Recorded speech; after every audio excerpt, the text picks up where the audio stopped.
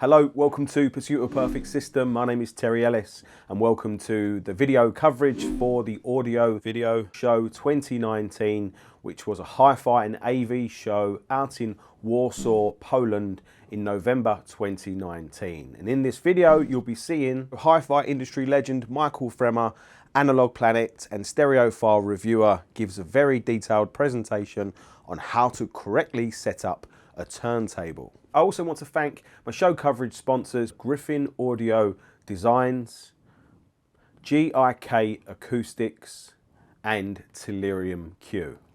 If you enjoyed this video, make sure to hit the thumbs up button, subscribe to the channel, hit that notification bell, and I'll be seeing you soon. Take care.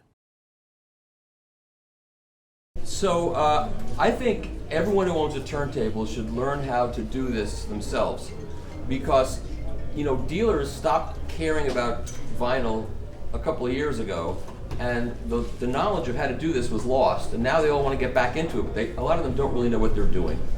And if you do it yourself, you can take as much time as you need to get it exactly right, rather than relying upon somebody who's looking at the clock and saying, I've got 20 minutes to set up this turntable, and they do whatever they can do in 20 minutes and hand it over to you.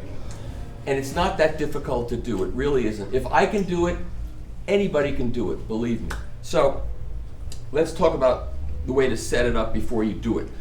So take your turntable and put it on a level table, away from a corner where if a screw rolls under your radiator, it disappears. Have good lighting, and don't be dressed like I'm dressed. Don't have things hanging over. Don't have shirts that have sleeves that are too long. And in my case, I'm in a good mood when I do this. In America, I don't watch Fox News. I don't listen to anything Donald Trump has to say before I do this. I want to be in a good, happy mood. Don't drink anything. Don't have a fight with your wife or your husband. Be in a good mood, because this is not going to be fun. It can be enjoyable, but not really fun. So the first thing you want to do is make sure your turntable is level. So get yourself a little bubble level, put it on the platter, and level it before you start. The next thing you're going to do is lay out all your tools so you have everything in place so you're ready to go. And the first thing you're going to do is install the cartridge onto your head shield. So in this case, there's a cartridge already installed, and we're just going to make believe that it wasn't installed, and I've just put the screws in and just put them in there and just sort of semi-tightened them. This cartridge has nuts and screws, so it's a little more difficult than the kind that has tapped holes. But whatever it is, you're going to have to just deal with it and put the screws in and just tighten them. It doesn't matter where you tighten them to begin with, because we're going to change the setting. We're going to set the overhang. So let's talk about, before we do that, let's talk about exactly what we're trying to accomplish here. So before I got here today, I asked the person who brought the turntable for me and has this Jelco arm on here, what the effective length of the Jelco arm is, because you have to know the effective length of your arm. So the effective length of the Jelco arm is 229 millimeters. So that's not the length of the arm, that's the effective length. So what does that mean? So in the early days of playing records back in the 1920s and 1930s, a group of mathematicians put a lot of effort into figuring out how to minimize tracking error. So when records are cut, I'm sure you all know, there's a cutting lathe that describes a straight line across the lacquer, and ideally you want to play the record back with that same straight line. And there are tangential tracking arms that you can buy that are out there. In my experience, those arms, while they look like they're tangentially tracking the record, most of them are doing this across the record, or they're doing this, or they're moving in all kinds of different directions. And they don't really do as good a job as a pivoted arm properly set up. That's my opinion. That's not everybody's opinion. So you have to, have your own opinion about this. But mine is that a good pivoted arm does the best job. So in the early days of this, a couple of mathematicians, Mr. Lofgren and Mr. Bearwald, along with a British writer named Percy Wilson, they did a lot of mathematical calculations, and there were a couple of things they determined. First of all, in order to minimize tracking error and to try to produce as little error and as close as you can get to a straight line tracking, they discovered that the actual arc that the stylus travels has to be beyond the spindle. So if I move this arm across, all the way across there, you see how the tip of the stylus overhangs that spindle? So there is one specification called the pivot to spindle distance, and then there's another specification called the effective length. The effective length is always longer than the pivot to spindle distance, and the difference is the overhang. And you can also get the specification for the overhang in any manual that comes with a turntable. And in this case, the pivot to spindle distance is 214 millimeters, and the overhang is the difference between 214 and 229. That is literally what the overhang is. So the idea here is to set the overhang so there's 14 millimeters between the tip of the stylus and the spindle.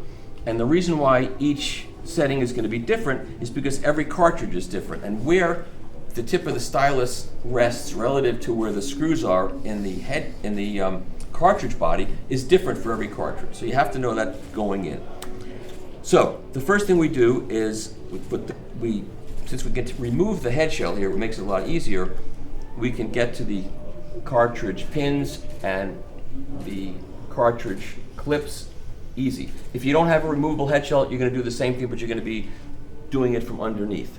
So in the early days, you'd think that by now, after all the years we've had these devices, that the manufacturers of the cartridges and the manufacturers of the tone arms would standardize the size of the clips and the size of the pins, but they've never done that.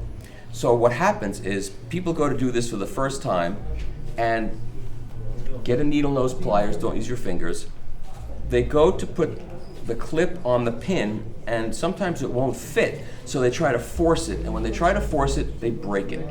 So the first thing you want to do, if you learn anything from this seminar, is to have a toothpick handy. If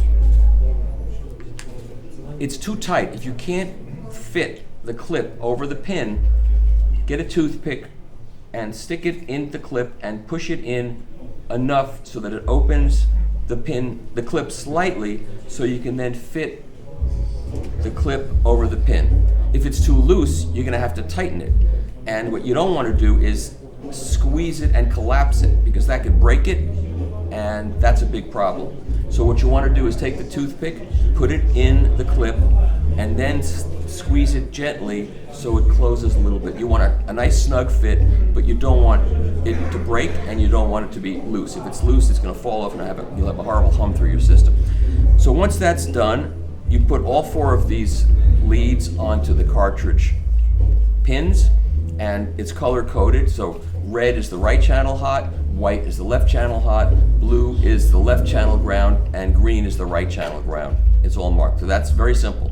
But this is where people get caught at the beginning, because they try to force. Don't force anything in this whole process. I tell people, it's like if you're having brain surgery and the doctor's having trouble and he doesn't want to go, get that thing. You don't want that. You want to go very easy, very gently. If things are being difficult, take time and get it right. Yesterday, when I did this upstairs in a room I won't mention, I could barely get the screws out of the cartridge because it was an Ortofon cartridge, and there's a limit to how far you can screw the screw in, and they warn you to use a certain length screw, and whoever did it yesterday used a way too long a screw, and when he couldn't get it all the way in, he forced it all the way in, and I had a tough time getting it out. I got it all the way out and got the right size screws, and when I did it, it went in very nice and easy. So if things aren't working right, if you're forcing yourself to do something, something's wrong. All right?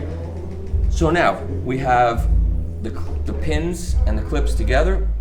We have the cartridge on the head shell, and we're going to put it in here like this. And the first thing we want to do is set the tracking force approximately to what it's supposed to be. So I'm going to assume this cartridge requires about 1.7, 1.75.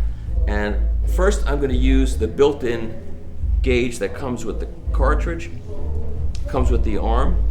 And so the first thing you do is you balance the arm.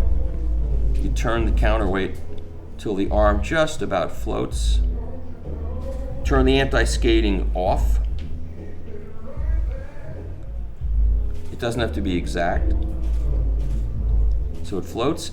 And now I'm going to set it, now I'm going to turn the outer ring there to 0, and now I'm going to turn both rings to about 1.75. That should be close.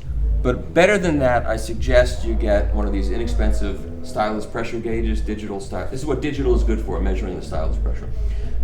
When they first came out with these about 20 years ago, they were $800, and it was good to 1 decimal point. Now you can get one of these for $50 or $70, and it's good to 2 or 3 decimal points.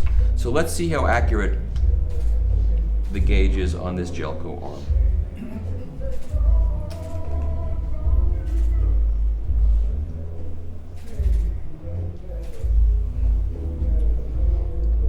.67, pretty close. Okay, so now we're gonna set the overhang. So we're gonna move the cartridge in the head shell. That's gonna change the tracking force. So this is close enough for now. So there are 2 ways of setting the correct overhang. One way is to use a piece of paper that comes with your tone arm or your turntable, and it's got 2 grids on it. How many of you have tone arms that have like a Riga or a Project that has a piece of paper with 2 grids on it? No one. Okay, that's good. So what I'm going to show you is something very similar, but it's better for our purposes. This is a gauge that was devised by my friend Wally Malowicz, who's Polish, who passed away last year, and he taught me everything I know about this. He was a mechanical engineer, which I guarantee you I am not.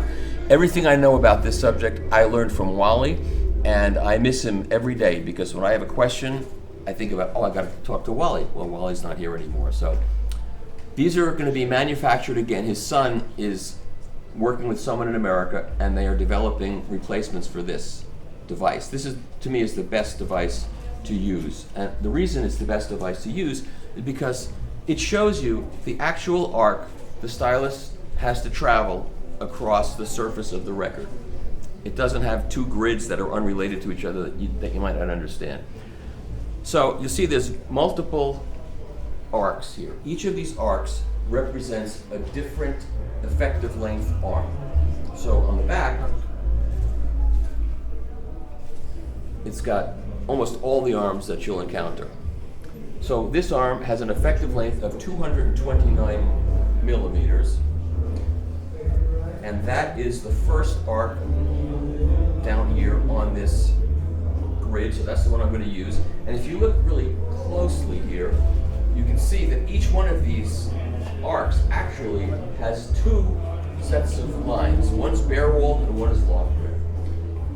And there are actually, at this point, 4 different sets of geometry. And you can choose the loft-grid, the bare-walled, the din, or the Stevenson. Each of these arcs, each of these geometries does a different thing. So each of them sets the null points across the surface of the record at different places across the surface of the record. The null points are the 2 points where the stylus is actually tangential to the groove, the way it would be if you were tangentially tracking across the surface of the record. And the reason why each of these mathematicians advocates for a different place to put those 2 null points is because they each have different ideas about where the 2 null points should be. So Stevenson says he wants the second null point to be close to the end of the record, so that when you're listening to classical music, you have less distortion on the big crescendo near the end of the record. But not everybody plays classical music. So the Lofgren and the bare-walled put the 2 null points further towards the middle, at 66 and I think 123 millimeters across the surface of the record. You can look this up online and you can choose which one you prefer. The problem with the Stevenson alignment is while it has less tracking error at the inner grooves, it has a lot more tracking error in the middle of the record. So you have to choose which one you prefer. I think Lofgren A is the best one to use. That's what I use. And another thing I want to say about this whole process, there's no perfection in this. Everything that we do is a compromise. If you want perfect, get a CD player. The only problem is it won't sound as good as this when it's set up correctly. That's my opinion. So I'm going to set up the Lofgren arc using this gauge. So how do you do that? You put the gauge on the platter. Also, try to stop your platter from spinning. Either use a wedge or use a piece of tape, because you don't want it to be spinning. I don't have either a wedge or a piece of tape that's actually going to work here, but I'll do the best I can. So I start by putting the tip of the stylus into the groove, and I have to get my little jeweler's loop out, which is not here. Oh, here it is. Okay. You'll find you'll lose things as you do this. Screws will fall out and you'll lose things, but okay. So now comes the exercise part, the Pilates part. Very good for you. So I'm going to get down here, and I'm putting the stylus into the groove. And now many of you are saying to yourselves, well, that can't prove anything because he just moved it so it would fit into the groove. That's true. So now what I'm going to do is I'm going to move it all the way across to the end of the arc and see where it is. And it is behind the arc now, okay? So that means what I have to do is move the cartridge forward in the head shell slightly. And that's what I'm going to do. Now I'm going to do this a few times, and if I don't get it exactly correct, I'll move on and make believe I did, because this is the most difficult part of the whole process. And this is the most important, and you have to get this exactly correct. And if you do this exactly correctly, you will not hear distortion on your records. If you do it wrong, you'll start hearing it. So I'm going to move this forward in the head shell just a little bit.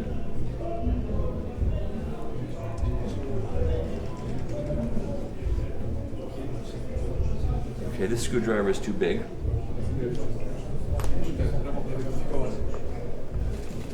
Fortunately, I have another screwdriver.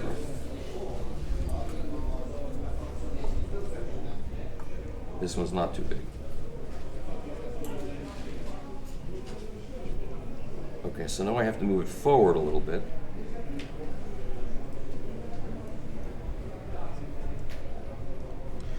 And now I want to tighten it up a little bit. I don't want it to be sliding around in here, otherwise I'll never get it set right. All right, now I'm going to put it back in. And this could go on for a long time. What you'll find is you'll put it in, you'll move it a little bit, you'll move it too far forward, you'll move it too far back, you'll go back and forth for a while, and then you'll get very frustrated, and then what you got to do is take a break, go outside, and relax, come back in and do it. And you have to do this until you get it exactly in that groove all the way across. Not yet. Now let me talk about the other kind of piece of paper that you might see, which has the two sets of grids on it. I get emails from people all the time. They say, I got this piece of paper that came with my project or my Riga, and there's no instructions on how to use the thing, which is ridiculous, but there are not instructions. And they say, so I put the stylus into the first grid and I aligned it, and then I put it in the second grid and it doesn't work. How do I fix that? So it's actually, before I continue with this, it's the same as this, where I'm moving it forward and back until I get it to go into the arc. With the piece of paper, you start on the outer grid, you put the stylus into the little dimple in the center of the grid, and then you rotate the cartridge in the head shell until the cantilever is perpendicular to the grid lines and the stylus tip is sitting in the little dimple. Then you move it to the second set of grids on the inside, and you align it so that the cantilever is parallel to the grid lines. And then your stylus will either sit in front of the little dimple or behind the little dimple. And again, it's just like this. If it's in front of the dimple, it means you have to back it up into the head shell and start over again. And after a while, you'll go back and forth, and the stylus will sit in the dimple on both grids, and the cantilever will be perpendicular to the grid lines, and then you're done. In this case, we're going to do this until the stylus sits in the arc the whole way across. And I'm not going to keep doing this until I get it. We're just going to imagine that I got it. Okay, I'll do it one more time, because I know the people that supplied this would like me to finish setting it up correctly, because they didn't set it up correctly. But it's not because they didn't care, it's because they had it in storage and they weren't really paying attention to it. So I'll try this one more time. Another thing you might consider, if you're doing this for the first time and you're kind of fumbly and you're not sure if you're going to be able to do this correctly, get yourself a really inexpensive cartridge like a $20 Grado or a very inexpensive Audio-Technica, and do it with that cartridge. That way, if you break it, you're only going to lose about 20 bucks. You don't want to start with like a $500 or $1,000 cartridge. And you'd be amazed how good those inexpensive cartridges can sound if you set it up correctly. If you ask a dealer to set up a $50 cartridge, guess how much time he's going to spend doing it? Like 5 minutes, because he's going to lose money after about 15 minutes of his time.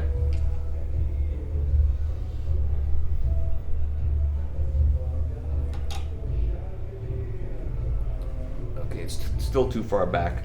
I'll try one more time.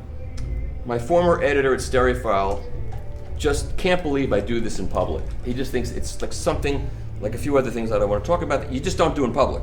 But, you know, I don't mind doing this in public because I think it's really important that everybody knows how to do this. When you do this yourself, you will feel empowered and you'll know that you've done it, you've set it up correctly, and you don't have to rely on anybody else to do this.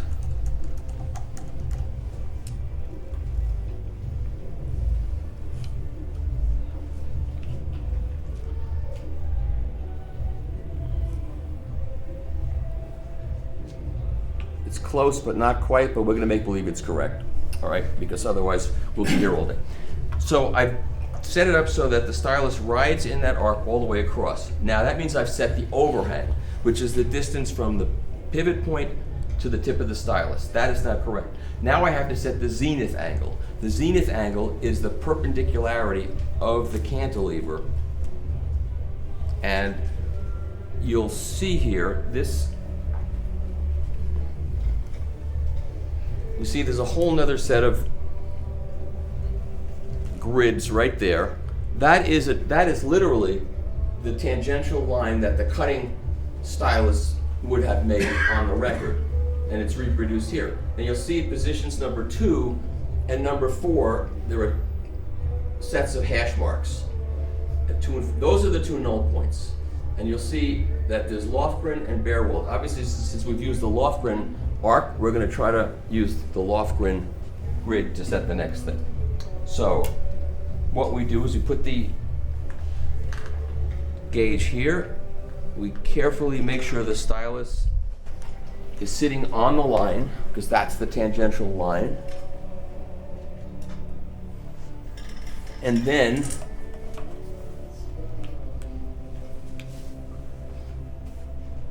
we make sure that the stylus is in the central of the 3 scribe marks. Oh, I can still do this. I can still get up off my knees. Okay. Now, you're a little bit off if you just move. He knows how to do this now. There you go. All right.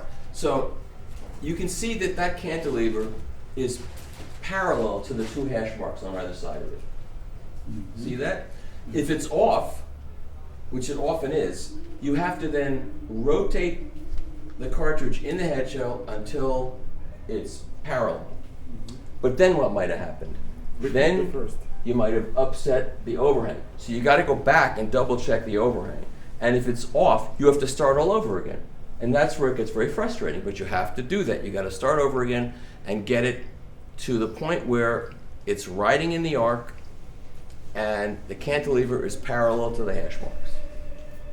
And once you do that, you're going to go and tighten the screws. How tight? Don't go crazy and tighten it until you destroy the cartridge top. Just a little bit on each side until it's snug, nice and snug. Then you got to go back and measure it one last time, because maybe when you're tightening the screws you upset it. But if you're lucky, it'll sit in the arc the whole way across, and the cantilever will be parallel to the 2 hash marks. If it works on one of these, it'll work on the other. It has to, because the math has been proven. You can try it though, just to make sure. And then you're done. And if you have the piece of paper, same thing. You'll put the stylus in the tip on the outer set of hash marks, and the cantilever will be parallel to the hash marks, and you put it on the little thing on the other one, and it'll be parallel, and you're done. Now you set the most difficult thing in this whole process, okay? And that could take you a few hours to get it right, but it's okay, you have time, right? Okay, next. The next thing you're going to do is set your tracking force again, because you've moved the cartridge in the head shell, and that's going to change the tracking force. So you want to set the tractive force for the central position of what the cartridge manufacturer recommends. So if he says 1.5 to 2, set it at 1.75. And later, you might want to go back and listen at both ends and choose which you prefer, the lighter end or the heavier end or the middle position. In the lighter end, the top end's going to be a little snappier and faster, and the bottom end's going to be a little light. And on the heavier end, the bottom end's going to be a little more punchy and thick, and the top end's going to be not quite as open. The middle point is where I usually set it. And it's at 175 just by itself, so that's where I want to keep it, so I'm done with that. So now I've set the overhang, I've set the tracking force. The next thing I'm going to do is set the anti-skating. So what is skating? You know, there's a lot of misinformation on the internet, and you'll see people say, well, skating is caused by centrifugal force. As the arm moves in, it goes faster and faster and faster, and that pulls the arm towards the center. But that's got nothing to do with skating. Skating is based upon friction in the groove, and it's caused by the offset angle of the head shell or the S shape in the head shell. And again, these angles were part of the math and part of the what was discovered in the 1920s, that to minimize tracking error, you need to have an offset in the head shell or an S shape in the arm. Either way, if you have an S shape in the arm, you'll see the head shell doesn't have any offset, and if it's a straight pipe, you'll see the head shell will have an offset. If you see a straight head shell in a straight pipe, somebody's put the wrong head shell in that arm. So here's what happens. You put the stylus in the groove and you play a record. There's friction in the groove. As there's friction, it produces a force right behind the cantilever. It's a drag force right behind the cantilever. And that force is going straight back behind the cantilever. But the pivot point is not straight behind the cantilever. The force is actually exerting itself over here, and the pivot point is here. That produces a vector force. Don't ask me what that is, but that's what it produces. And that causes the arm to be pulled towards the center of the record. So you have to counter that force. If you don't counter that force, the stylus is going to ride the inner groove all the way in, and you don't want that. Now, there are some people, like my friend Harry Weisfeld from VPI, he doesn't believe in anti-skating. Well, skating is not like fairy dust. It's a real thing. And if you don't apply anti-skating, the stylus is going to ride all the way in. He thinks it sounds better without anti-skating, but I don't agree with him. But anyway, it's riding on the inner groove, so you have to apply a counter force. Some people will tell you, oh, get a blank record and put the blank record on and play it and set the anti-skating until the arm doesn't move. Now, if you've absorbed what I just said, you'll know that's wrong, because it's caused by friction in the groove. There'll be very little friction on a grooveless record. You'll have it set wrong. But the other truth of it is the amount of skating is also dependent upon how heavily modulated the groove is. So a record that's really loud will have more friction. A record that's soft, there'll be less friction. Where across the surface you measure it will change. The vinyl formulation will make a difference. And everything involved in this will make a difference. So there's no proper, perfect place to set anti-skating. But again, no anti-skating is worse than a little bit of anti-skating. So every arm has an anti-skating mechanism. Some of them use magnets. This uses a magnet. Some use a little weight with a string that hangs over the side, and the manufacturer tells you how to set it properly. So this is tracking at 175, so the manufacturer says set the anti-skating for 175. And for all intents and purposes, all you have to do is follow the instructions of the manufacturer to set the anti-skating. For me, as a reviewer, I want to be able to tell my readers whether the manufacturer has set this all up correctly. So I use this gauge here that my friend Wally invented, and it's a cheaper plastic version of something that was invented in Germany by it was AKG or one of the other cartridge manufacturers in the 1960s. And I just bring this along to show you how it works. I once had this in my checked luggage. I forgot to pack it in my luggage. I had it in my checked luggage, and I was in Amsterdam, and I got through the first security zone, and then I got to the gate, and I went into the other security zone, and it got picked up on the X-ray. And the woman opened my bag, and she goes, "What is this?" And I'm thinking, what am I going to say? And and then I realized I was in Amsterdam, so I said, "This is for skating." And she goes, "Oh, okay, you can go through." All right, so I'll just show you how this works.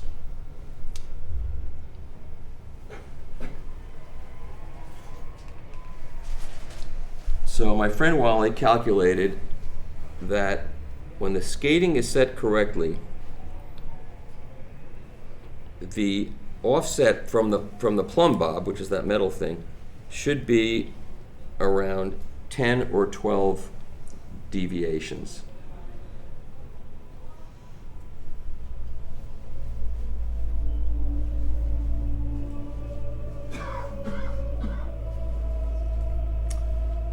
So it's about 5,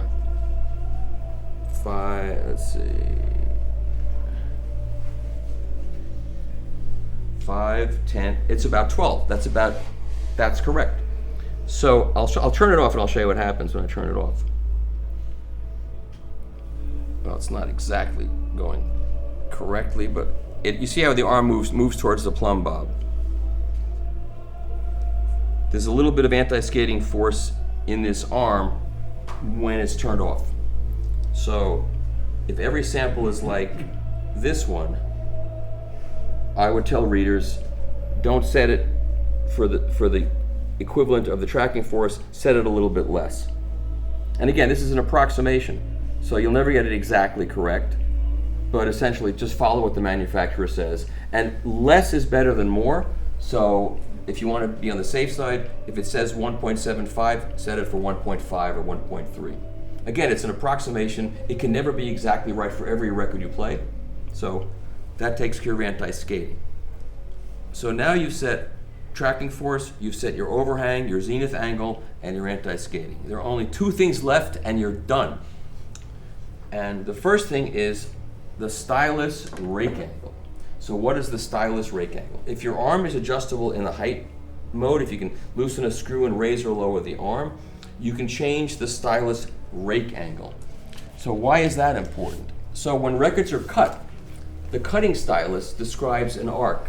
The vertical modulation is an arc because the cutting head is offset from vertical. So it's not cutting straight up and down, it's cutting like a sickle, it's going like this. So ideally, you want to duplicate that angle.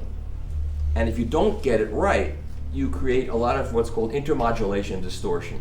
It's a kind of distortion that's very annoying to the ear because it's odd order harmonics. It creates a brightness and a harshness. And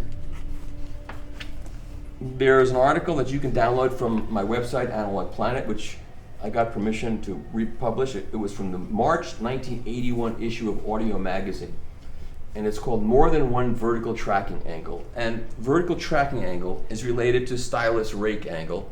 And this shows you that the line between the pivot point inside the cartridge and the tip of the stylus is your vertical tracking angle. That's that line there. This line is this line here is your stylus rake angle. And that is the angle that the stylus moves up and down as it moves up and down and is modulated by the groove. And so you have to set that. If you can set it, you want to set it correctly. And these guys went around America in the 1980s and they measured the cutting stylus rake angle of the best mastering houses in America, dozens of mastering houses. And they measured between 91 and 94 degrees, which is 1 to 4 degrees above perpendicularity. It has to be above 90 degrees because when you cut a lacquer, there's a thin little thread of lacquer that you're removing from the actual lacquer surface, and that has to be sucked away by a vacuum because it's very volatile and can actually catch fire. So there's a vacuum behind and it's sucking up that little thread. So the cutting stylus must be over 90 degrees. So they averaged it out, they did the measurements, and here's the intermodulation distortion measurements. And when you get over here, you're at about 92 degrees. So yes, not every cutting stylus is going to be 92 degrees. Some of them are going to be a little bit more. If you want to change it for every record you own, if you have one of those little knobs where you can turn, you can listen by ear once you get it at 92 and try it a little bit above and a little bit below and mark every one of your records for what the correct setting is. I never do that because I got into this to play records and have fun with music, not to play with my system. I set it for 92 degrees and that's correct most of the time. Now how do you set it for 92 degrees? That's the question. Another issue before we get to that is the degree of importance of this is dependent upon your stylus profile. So this is a spherical stylus, and you see how big that's the contact area that hits the record. It's round. It doesn't matter how you set your stylus rake angle because wherever you set it, it's going to just reach another part of the sphere and touch it. So here is a elliptical stylus. You see how much narrower that is. So that's going to dig a lot more information out of the groove because it's thinner. It's going to wiggle better in the groove and get more information in the horizontal way. But if you set the stylus rake angle incorrectly, it's going to bounce around in the groove in the vertical modulation, and it's not going to sound very good. And then you get to a hyperelliptical stylus, and it's even worse. And then you get to a Shibata stylus, and you can see it's like almost like a vertical line. If you set your stylus rake angle incorrect on a Shibata stylus, it's going to really sound bad. And there was a review of the Ortofon A90 when it first came out, which has a replicant stylus, which is even more severe, which looks like this. This is a replicant stylus. It's the closest to a cutting stylus that you can get. It's a very sharp angle, and it's actually this rear surface that has to be at 92 degrees. If it's off, it's going to sound horrible. So I read a review of the cartridge that said, this is a bright, hard, edgy cartridge. You don't want this cartridge. And what the guy was reviewing was his bad setup, not the cartridge, because the cartridge actually sounds really sweet when it's properly set up.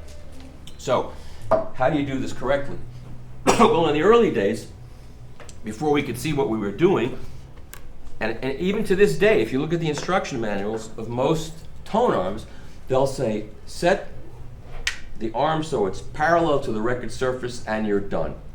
But now that we can actually see what's going on in the groove with a microscope, we know that's completely wrong. So in the early days of doing these seminars, I would say get a little grid like this, line it up, put it on top of a record, and set the height of the arm so it's parallel to the grid marks on this, but that doesn't tell you anything. And so over the last 10 years or so, with digital microscopy, if you're willing to invest, I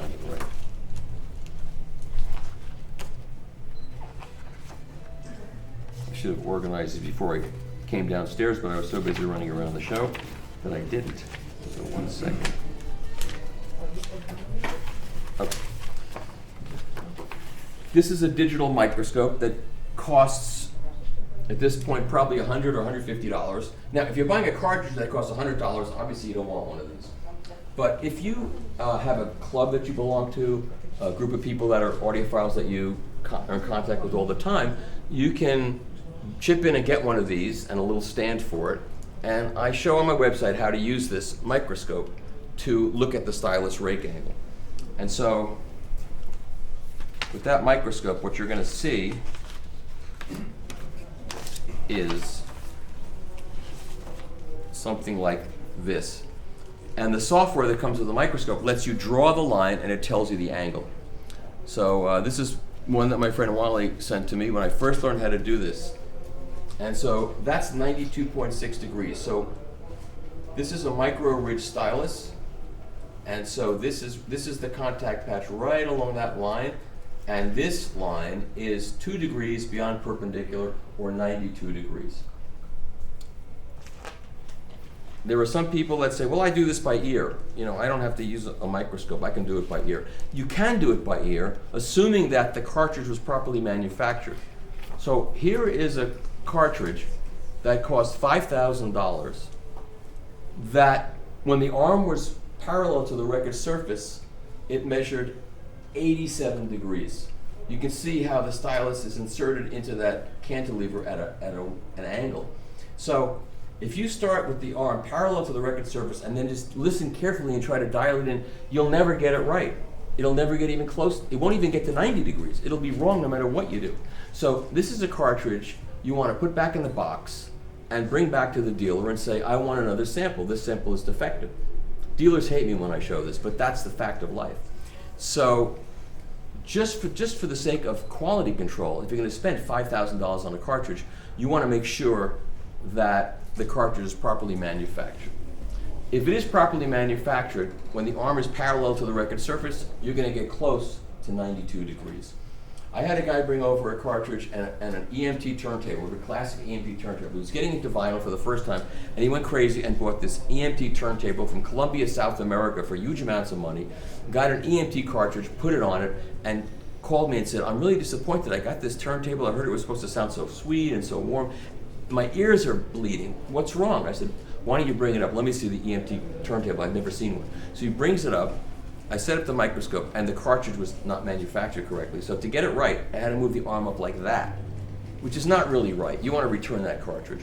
And so I got it to where it was correct. I said, now I bet you it's going to sound good. We plugged it in, and it sounded great. He says, but look what it looks like. I said, you want it to look good or sound good? It's your choice. I mean, the cartridge should go back, but that's your choice.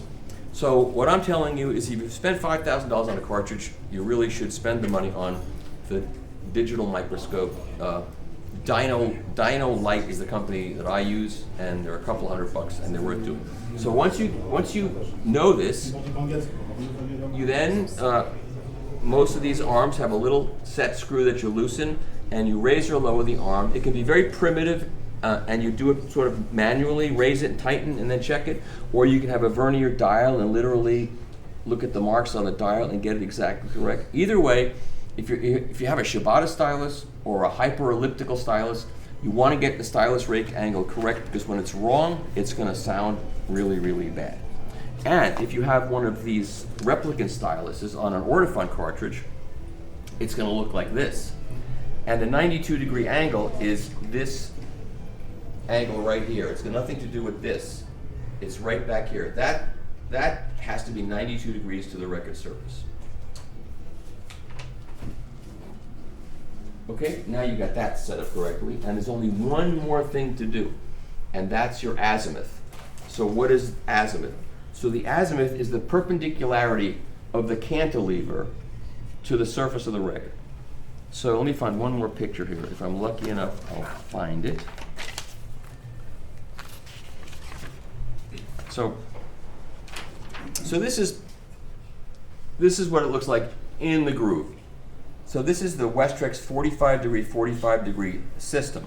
So there are modulations there. That's the left channel moving. That's the right channel moving. This is an in-phase signal sent to both channels, and that's mono. And the vertical modulation is actually an out-of-phase signal fed to both channels. We don't have to get into the details of how that produces stereo, but it does. So ideally, if everything is set up correctly, if the cartridge is perfectly built, when the cantilever is perpendicular to the groove, or literally that line, then you've maximized your separation and minimized your crosstalk. Crosstalk being what's on the left channel that you don't want fed to the right channel, and vice versa. Unfortunately, as I just showed you in the way the stylus is inserted into the cantilever for stylus rake angle, it's also very rarely put into the cantilever perfectly in terms of azimuth. So that the stylus may be stuck in there like a little bit on that angle, a little bit on that angle. Or the cantilever itself, when it's put into the body of the cartridge, may be off by a little. And we're talking about microscopic, tiny little differences that make huge differences in the sound that you hear.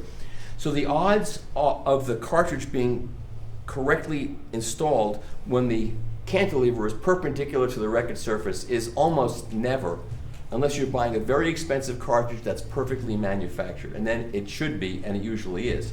And so when you buy an arm, they want to make this easy for you so you don't freak out. And if you can set the azimuth, like on this arm, you can't set the azimuth, but if you can set the azimuth, they're going to tell you, make sure it's get a mirror, put the stylus down on the mirror, and adjust it until the reflection is a vertical line, and then you've set the azimuth correctly. But as I'm telling you, it's almost never correct.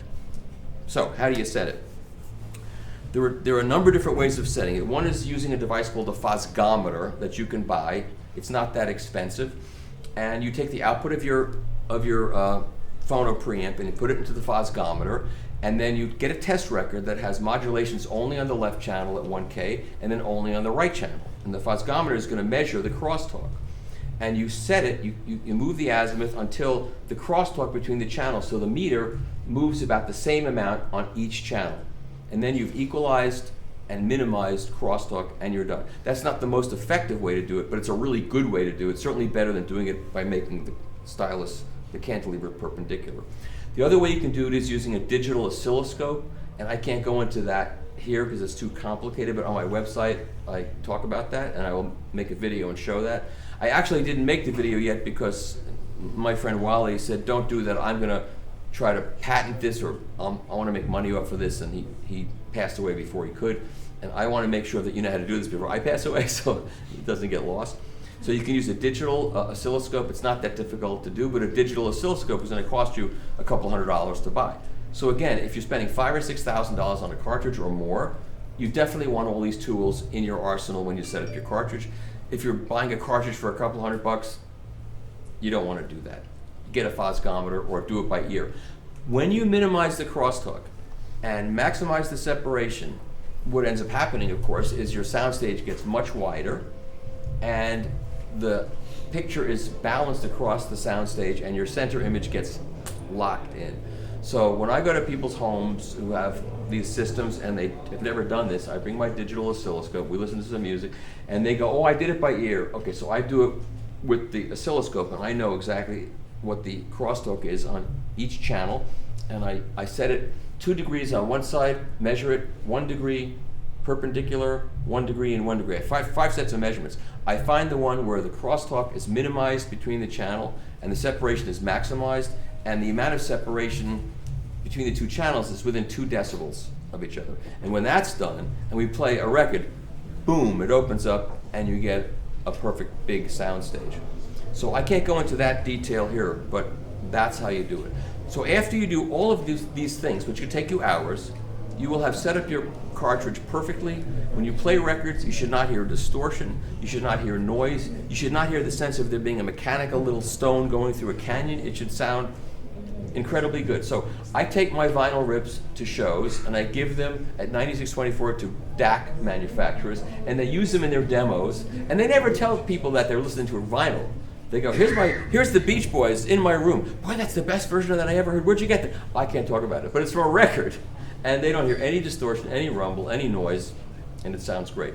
If you set your cartridge up correctly, do it yourself, take your time to do it. Even if you start with a $20 cartridge, if you do it all correctly, it'll sound great. And you know you did it yourself, and there's a great deal of satisfaction in that. And you'll also know if you have an oops night where you break something, you can get another cartridge and install it yourself and not depend upon anybody else to do it. So I hope you learned from this, and I hope you enjoyed this, and thank you very much for coming. Thank you. Okay, answer any questions.